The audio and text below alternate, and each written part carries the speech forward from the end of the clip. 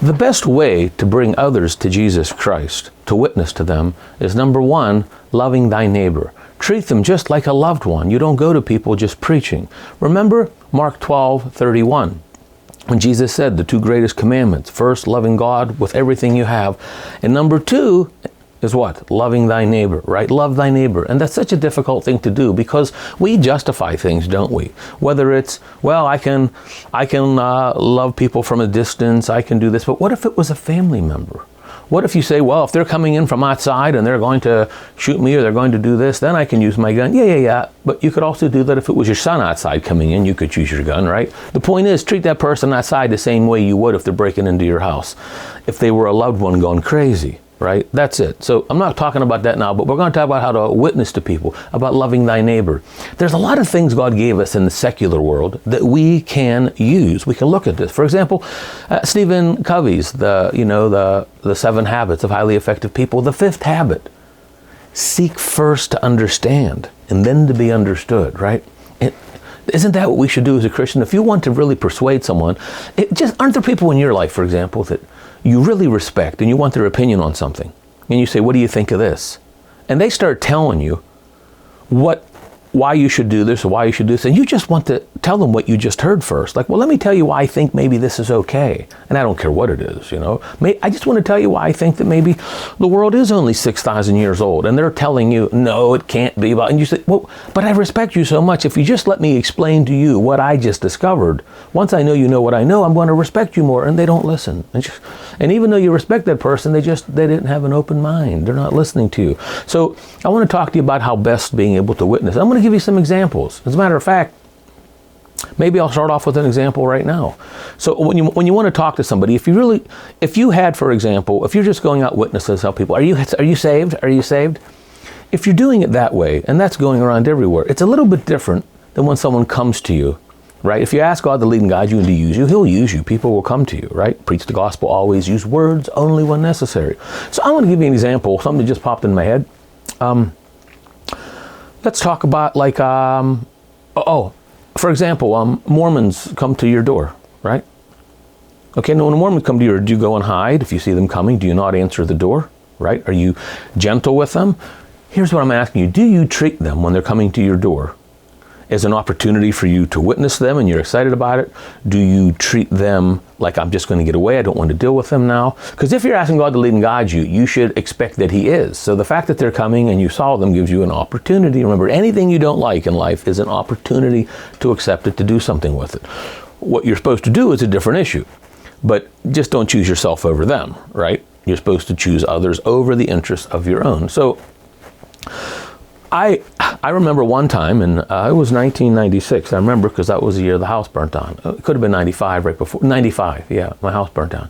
And I had Mormons come to the door. And I opened the door, and I just said, hi. And they said, hi, we want to talk to you. And they said, with the Mormons. And I said, I'm Catholic. And I don't know what experience they had, but they just said, sorry. And they turned and, I said, I'm devout Catholic. And they turned and they started walking away. I said, sorry, have a nice day. And I said to them, don't you have a word from God for me? Because I'm home alone right now and I'm willing to listen. I said, if you want to, I'll be happy to have a dialogue with you if you want to. But I'm devout Catholic, but I'll be happy to talk about it. And they paused. They were frozen there for a minute. And the whole group decided to come in and sit down with me. And we had a nice conversation, because here's the thing, and I'm not trying to change them. I'm not going in with an agenda.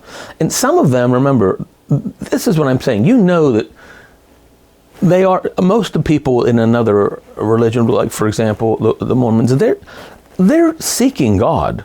They're trying. I mean, remember, if you're a Mormon, you're not required to go out on a mission to people. Some people think you are, but you're strongly encouraged, especially the youth males. They're really strongly encouraged. So these are people that they're trying to take their faith seriously, right? They're really serious about this. I mean, they're not drinking coffee because it has caffeine. They're not eating candy bars because it has caffeine. So while they're wrong, right, they are seeking the God who is. Well, many of them are, right? They're trying. They're trying. And I don't want to push them away, because if I suffer a little bit at their hands, my prayers for them mean more. I believe when I ask God to lead and guide me that they came to my house for a reason. And it's not so I can help God. He doesn't need my help. He needs my submission. So I came in and I dominated the conversation from a listening point of view. And I'll tell you how that worked for me, because I want to understand them. And I just want to pretend, just imagine if those coming in were my brothers and sisters, I mean physical brothers and sisters, or cousins real close in the family, that grew up with me, taught the same way I was, and they left the church, they left Jesus Christ to go over there. I wouldn't start telling them everything they're doing is wrong. I'd say, what happened to you? How did you get here? So I sat down on the couch with them and I said, before they got to talk, I said, so can you tell me your walk? How did you get here? How did you get here knocking on my door today? You know? And one of them got a little bit, after a couple questions, a little bit, he stood up and he said to me, he goes, you know, we should just leave. It's obviously that you're not really open to listening to us. And there was some dialogue between that, because a couple things were said, and I was very gentle. And I'll give you an example. He was telling me at one point how there's things that they agree with the Bible and they agree with this holy book, but there's, you know, they use both books, you know, the Book of Mormon. And he's talking to me. And one of the things that he said was when he stood up was something like, oh, well, just like God we know the Father has a face, because in Exodus, you know, he talked about Moses, you know, Moses got to talk with God face to face. Moses talked to God face to face in Exodus. And he's using that. And I said, well, are you sure? And I asked him a question. I said, this is before he stood up. And I'm going from memory here. He said, are you sure that meant face to face? It didn't just mean like an intimate conversation, just like we're talking back and forth. And he goes, well, yeah. And I said, well, what about the Psalm 91:4 that says that, you know, it says where God protects us under his under his feathers. You know, he has feathers to keep us warm, protect us, and we're supposed to rest under his wings. We're pretty sure God's not a bird, aren't we? I mean, that's pretty clear that he's a bird. We're supposed to rest under God's feathers. And, I mean, he holds us in his feathers, and we're going to rest under his wings. I mean, isn't that just talking about his protection? And I thought it was a good question. Well, that's when he stood up and he said, well, we have to leave. Well, this was interesting, because when you ask God to lead and guide you, what will happen? When he stood up and said, we got to leave, you're not open. And I said, excuse me. I said, you're welcome to stay if you want. I'm not trying to change your mind. I believe that you're sincere, and I'm sincere. This is like a prayer before the God who is right now. And I reached down under my desk, and guess what I had just sitting there? A Book of Mormon. I never read it. I guess somebody gave it to me at some point. Something happened, and I reached, under the chair that I'm sitting on, or right in front of the coffee table. And he's standing up ready to leave, and I go pick up, and I said, this is my Book of Mormon. I said, I'm not closed-minded. You came here to talk to me, and isn't it true that most people, they have nothing to do with you, and you're walking away right now. And if you want to walk away, that's okay, but you can't say that I pushed you out. And I put the Book of Mormon down. And I said, remember, you're standing, I'm sitting down, you're in my home, you just got loud with me, and I'm inviting you to stay. And he sat down, and we had a nice talk. And we, you know, and he was telling, and I said, and we left on good terms. And I didn't preach anything to him. That one little thing that I said, and I said, listen, we're all praying. We're talking to the God who is. And I said, what I'd like to see come out of this conversation is, I'm going to keep you in my prayers to pray for God's will for you. Not that you become a Jesus follower, for his will, right? And that's what I'd like you to do for me. And then today's not wasted. Today's not wasted. We have another, we just made a friendship today. This is a good friendship. Isn't that great? Can't you see that Jesus, who loves them as much as he loves you and I, can't you see how pleased he would be with that conversation? Can't you see that? Did I miss an opportunity to go witness to them? No, you preach the gospel by example. They got to see my kindness. And the other ones that were there was like 5 of them there. They were all silent. I talked to the one, I guess, the guy in charge the whole time, and they got to see my example versus his. It's just, and I didn't plan anything out. I didn't know, and you don't have to know anything about Scripture. You could have just said, well, where's it all going with this? I love understanding people. I tell young people when they go to job interviews, as soon as you sit down, interview them. You're going to work at McDonald's. I mean, if this works in the secular world, it works with other stuff. As soon as you sit down at the interview for McDonald's, say, as soon as you sit down, because they're going to start asking you questions, as soon as you sit down at that interview, you say, thanks for giving me this interview. I really appreciate the opportunity to work with you. Before we start, can I ask you a couple questions? Yeah. How long have you been working at McDonald's? I mean, obviously you didn't start recently because you're interviewing people. How did you start? Did you know you wanted to do this? And they're talking, and then you say, is there places to grow if I would work? I mean, if I would decide that this is something for me long term, I don't know now, but if I would decide, can I grow? Because like, is this a franchise? Maybe if I wanted to grow, I should go to a corporate store. You're dominating the conversation. You are so far out around the crowd. No one's going to say, give me a resume, show me this. You're already on the top. They're like, what? They lost their whole train of thought. They had a record prepared to play of their whole script, and now they're all thrown off, and you're leading the whole conversation.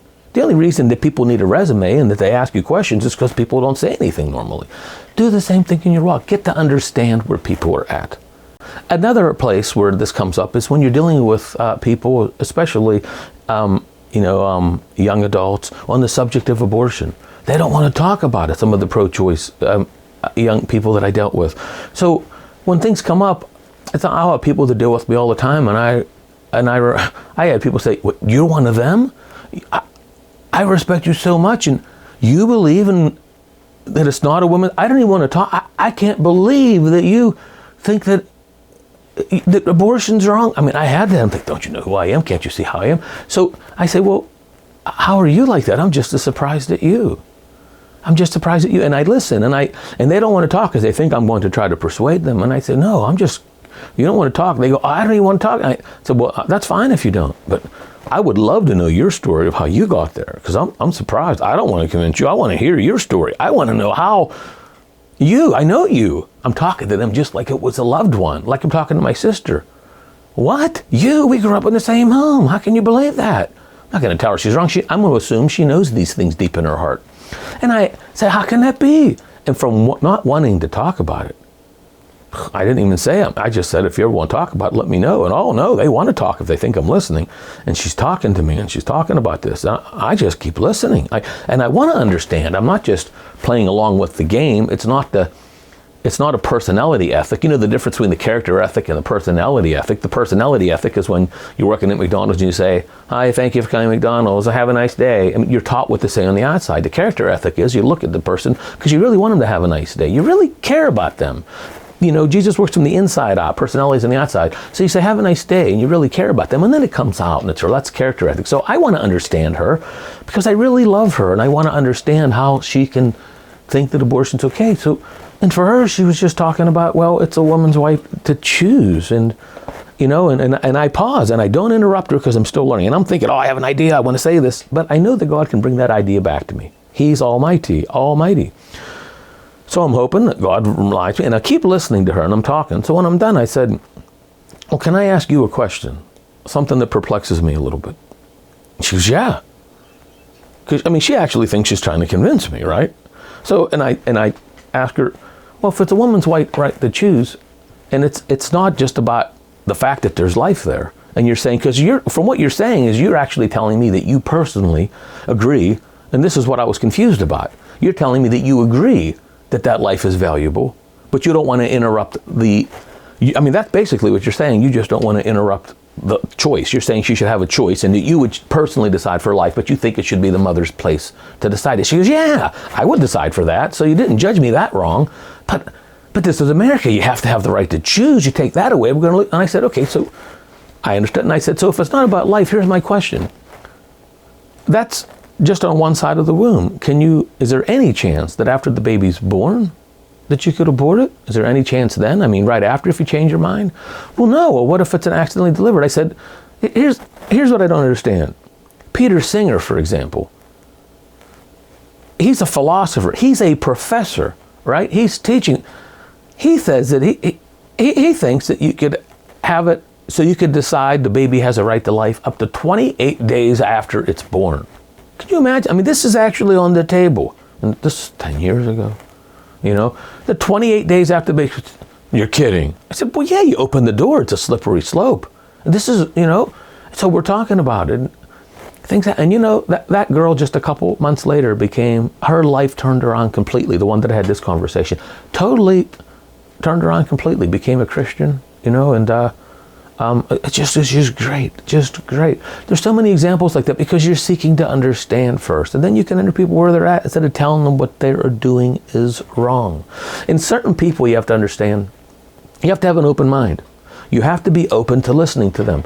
I mean, if you're wrong about something and all you do is talk to people or listen to people that you agree with, what if you're wrong and God wants to show you something? He can't, because you're only, it's like I say in many videos, you know, how is it you got so smart when all you do is talk and never listen? One of the reasons I don't like the YouTube algorithms, I want to make a video soon, how evil hides in technology, because let me tell you, it does. And it's about AI, and I got some stuff. And AI is really something that Christians have to be concerned with. It's a really big thing. And my background is engineering, so this is something that's sensitive to me. But getting back on track, how evil hides in technology, if, you know, the algorithms, like on YouTube, if you're always, it knows what you're looking for. It's going to keep giving you what you're looking for. It's not trying to educate you, the opposing view. If you like, for example, one party, it's showing you things making fun of the other party, right? It's showing you everything you want to see about that party. It's not giving you it's not listening to you, giving you another perspective, right?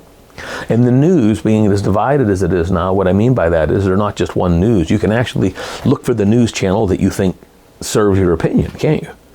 And everything, because everything has a little bit of a spin on it. There's this, you know, as my background, you know, I write a lot of software. So just like whenever you have an API, you know, or without getting technical here, the thoughts in my head, I don't just transfer to you, do I? I have to convert my thoughts, because I don't even know my thoughts till I say them. And how many times you talk, you say, no, that's not what I mean. And you can see this a lot in kids learning language, right? They get frustrated just trying to come up with the right words. So the words have to come out of my mouth. Then they get transmitted to you. Then they got to get interpreted back into thoughts in your head. So there's a lot of stuff that goes wrong, and evil can really get in between those conversations and do things. So it's really important to sit back and try to understand the other person. This is the second, when Jesus said there's nothing better than those two commandments. Loving thy neighbor. Loving thy neighbor is understanding where they're at. Just like it's a loved one that's fallen and you really want to help them. And you can't shove it down their throat. God doesn't force you to do anything, and you shouldn't force them to do anything. So, while we're on the abortion topic for pro-life, I will tell you, I'll give you one other example, and this is a more serious one, and it may turn some of you off. You have to really believe that God's almighty to accept this one, okay? I had a young girl come to me that knew I was open, and she's Catholic. I met her parents before, but I didn't know her. We briefly, you know, considered dating. You know, we just became friends. And she knew that I was open, and I'd say 6 months went by, and she called me on the phone. And she knew that I talked to her parents before, but I loved that she knew I was a person of integrity and would not violate her trust. Kind of like going to a priest, whatever you say will stay in the confessional. And she came to me and she said, I'm in a dilemma.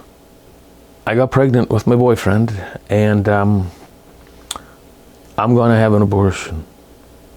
And I said, oh, you're Catholic. I said, how can you do that then? She said, well, I want you to convince me not to.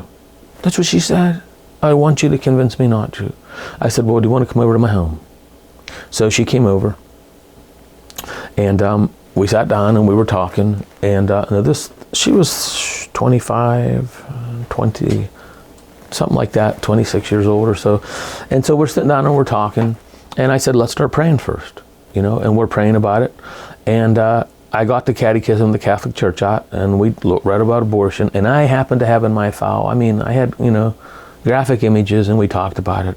But I said, but the most about how it happens, but I talked about the fact that it's a soul and how God's going to lead, and we prayed about it. And I said, you'll know what to do. Now, it never came up that I'm not going to call her parents. The thing is, if she knew I was a hardline person that makes things, God doesn't force us to do things, He invites us. She came to me only because she trusted me. I could not violate her trust and go tell her parents. If I'd have told her parents, it would have stopped. I mean, I think it would have stopped. Who knows? It could have divided their family, couldn't it? Because I know better. It could have divided the family. She could have had an abortion. And by the way, I know a situation like that with another girl that I met 10 years earlier. Her parents found out, not at my hands, and it was about something else, and it divided up their whole family. And as far as I know, they're still not talking. The parents call me every now and then. And I was from a nice family. It has a happy birthday, Jesus cake and everything, but it totally divided the family. So at any rate, I didn't say anything, but we prayed about it that night, okay? Well, listen what happened. It's sad. I think you know from me saying that what the end is. But listen how it happened. She calls me a week later, right? And said, I was driving home from work a couple days after we talked, and I hit a telephone pole head on. Kaboom. I was rushed to the hospital. I was in the hospital. Nobody knew that I was pregnant. Nobody. Nobody knew I was pregnant. Doctor didn't. My parents were there the whole time, right? I'm living at home. She's a young girl. Her parents are in the room the whole time. Her parents are there. And I remember that she's telling me after the fact. I wasn't there. I didn't get to see anybody. I didn't have any dilemma of thinking, should I say something or get involved, which was great, right? And so I'm recalling this from my memory to be as accurate as possible, because it was a long time ago. She tells me, my parents never left my bed. They stepped out for a moment. They said, we're going out here, for a moment or something. And they walked out and the doctor came in, or the nurse came in, one or the other. And the nurse says, I have great news. The parents could have been in the room. God had them leave. I have great news. The baby's alive. But they just can't believe it because the impact, they were sure damage or, you're really beat up and the baby is perfectly fine. Absolutely. It's like a miracle. This is what she was told. She was telling me it's like a miracle. The baby's fine. And then she said, my parents don't know about the baby. I'd like to keep it that way. So, and just then her parents come back in. Don't you see how God gave them the opportunity? And if I was the kind of person to jump in and fix things to save the baby, when somebody dies, they go back to God anyway. It's us that think this world's so important, like that caterpillar walking in the grass. No, I don't want to go into a cocoon and die. Why do I have to get a cocoon? It's a good thing it doesn't have a consciousness. What am I making this little house around me for? I only have an inch in here. And you're telling me, you just gave me enough revelation to let me know I'm going to break down into a liquid in here? That's all you're telling me? And you're telling me that I'm going to be happy about it later? I'm going to break down into a liquid. Nothing will be left? Someday I'm going to have a glorified body, but it won't be this. I won't resemble this at all. I'll never be down in the grass again. What are you talking? You don't even know that that's grass. It's all come on, it's silly. You don't know how great heaven is. You do your part, right? So here's the thing. They came back in the room with that great sign from God that happened. Guess what? She still chose to have the abortion. Now, spiritually, I adopted that child. See? And I pray for that child all the time. And you might say, that child's dead. No. God knew before that child was created in the womb that I was going to be praying for it. See? God knew that beforehand. So however you want to use that. Well, just like if your parents are deceased, I mentioned in other videos, you can still honor your parents. You can still pray for them. God works outside of time. Your prayers for your parents who may be deceased are affecting their childhood. That's not hocus pocus. God made space and time. He knew you were going to do that. He's almighty. He's not mostly mighty. And by the way, that's one of the things I say when I was talking to that family, the Mormons I was telling you about, and other ones. I said, do you believe that God's almighty? The God who is he almighty or is he mostly mighty? Don't you think he knows your thoughts and he's going to lead you and guide? He doesn't need us to persuade each other. If we're just seeking the God who is, he'll put things into place to make this happen. People can't dispute that kind of logic.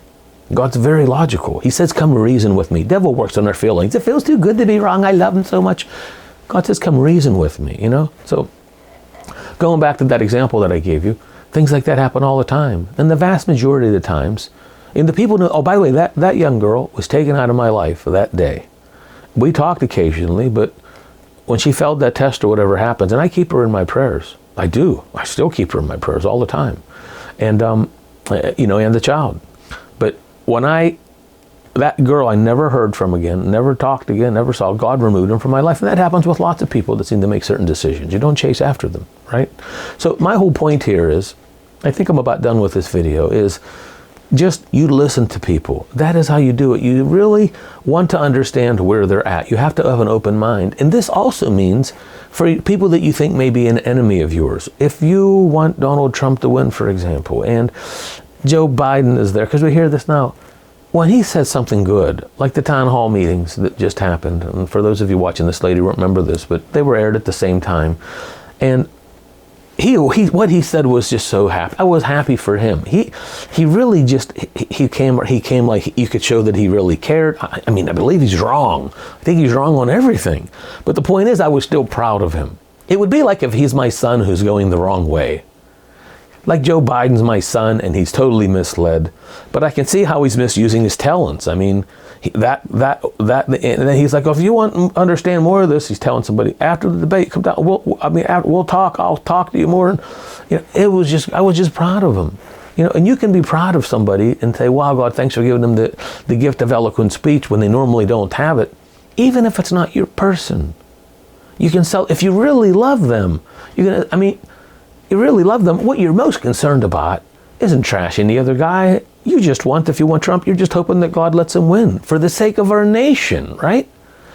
But a lot of times the bad guy, the one you don't want, whatever it's politics or anything else, or even like this situation. Remember, here's the problem with fighting evil with evil is who wins? Evil.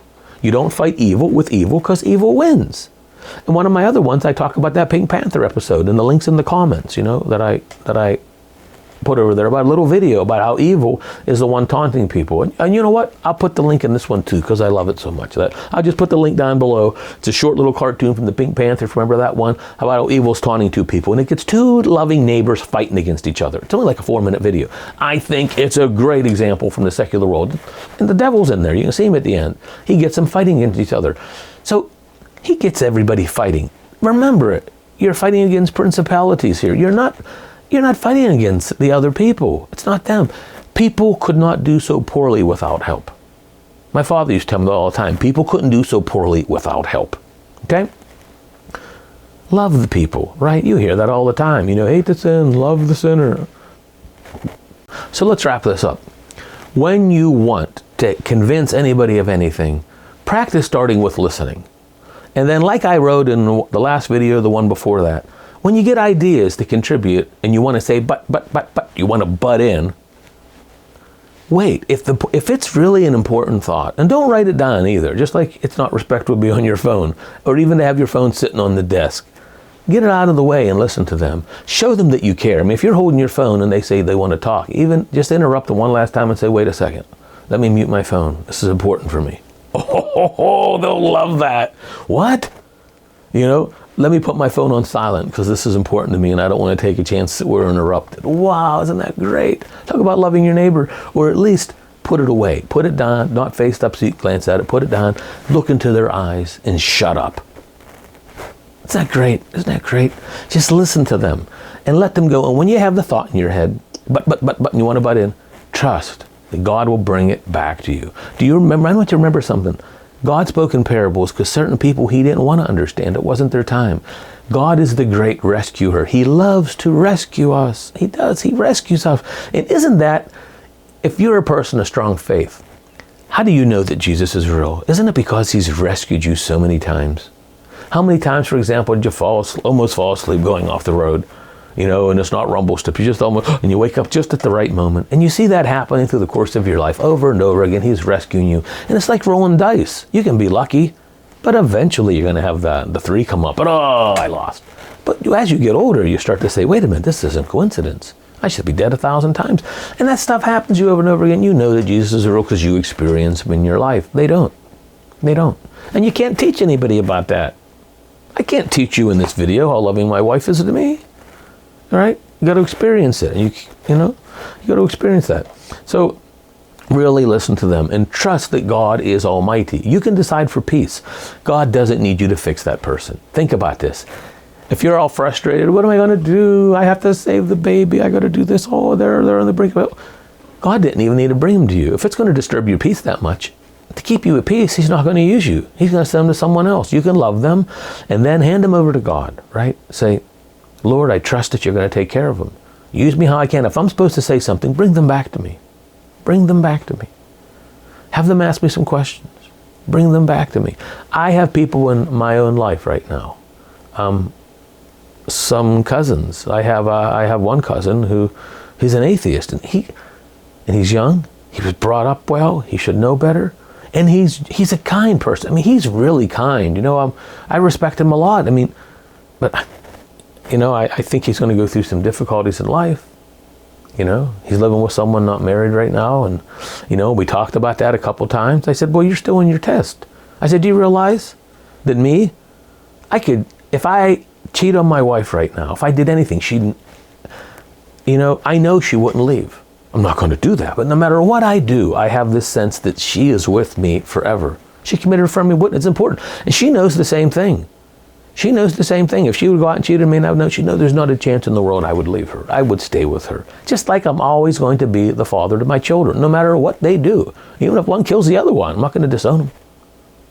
They know I'm always going to be there. I might not be pleased with them, right? But I'm not going to judge them in a way that alienates us, see?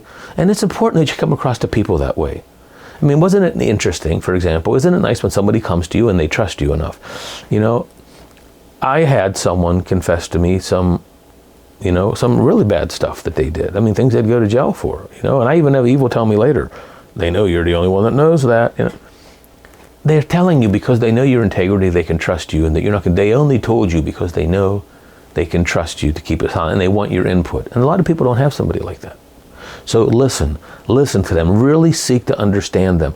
Almost go into it so deeply that your whole goal is to really see it from their point of view. I mean, get to the point that you can say, oh, that's why you're pro-choice. It makes sense.